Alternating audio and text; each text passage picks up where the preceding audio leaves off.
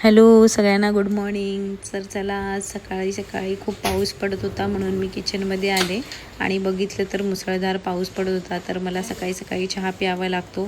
So मी गरम गरम चहा बनवला माझ्यासाठी आणि माझ्या भावासाठी सुद्धा. त्यानंतर थोडीशी साफसफाई होती घराची, ती करून टाकली. टेबल मम्मीने खूप दिवसांपासून पुसायला सांगितला होता, तर तो आज म्हटलं वेळ आहे तर पुसून घेऊया. त्यानंतर थोडंसं पेंडिंग वर्क होतं, त्याच्यासाठी मी बसले आणि ते कंप्लीट करून टाकलं.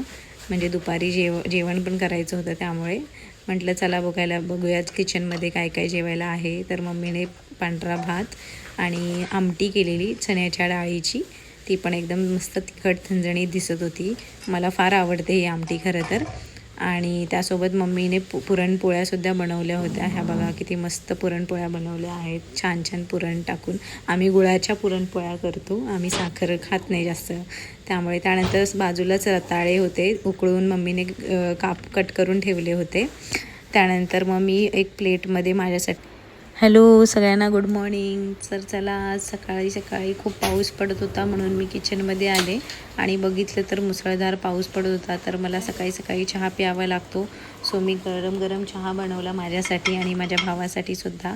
त्यानंतर थोडीशी साफसफाई होती घराची, ती करून टाकली. टेबल मम्मीने खूप दिवसांपासून पुसायला सांगितला होता, तर तो आज म्हटलं वेळ आहे तर पुसून घेऊया. त्यानंतर थोडंसं पेंडिंग वर्क होतं, त्याच्यासाठी मी बसले आणि ते कंप्लीट करून टाकलं. म्हणजे दुपारी जेवण पण करायचं होतं, त्यामुळे म्हटलं चला बघूयाच किचनमध्ये काय काय जेवायला आहे. तर मम्मीने पांढरा भात आणि आमटी केलेली चण्याच्या डाळीची, ती पण एकदम मस्त तिखट झणझणीत दिसत होती. मला फार आवडते ही आमटी खरं तर. आणि त्यासोबत मम्मीने पुरणपोळ्यासुद्धा बनवल्या होत्या. ह्या बघा किती मस्त पुरणपोळ्या बनवल्या आहेत, छान छान पुरण टाकून. आम्ही गुळाच्या पुरणपोळ्या करतो, आम्ही साखर खात नाही जास्त, त्यामुळे. त्यानंतर बाजूलाच रताळे होते, उकळून मम्मीने कट करून ठेवले होते. त्यानंतर मग मी एक प्लेटमध्ये माझ्यासाठी जेवण. मम्मीने चपातीसुद्धा केलेली, पण मला चपाती काही फारशी आवडत नाही, सो मी नाही घेतली. सो भातासोबतच मी आमटीसुद्धा घेतली आणि असं मी ताट रेडी केलं माझ्या जेवणासाठी. पुरणपोळी अशी आवडत नाही मला फारशी, पण पुन्हा मन केलं तर खाईल म्हटलं. त्यानंतर संध्याकाळ होत आलेली आणि खूप असा मुसळधार पाऊस होता आणि थांबतच नव्हता.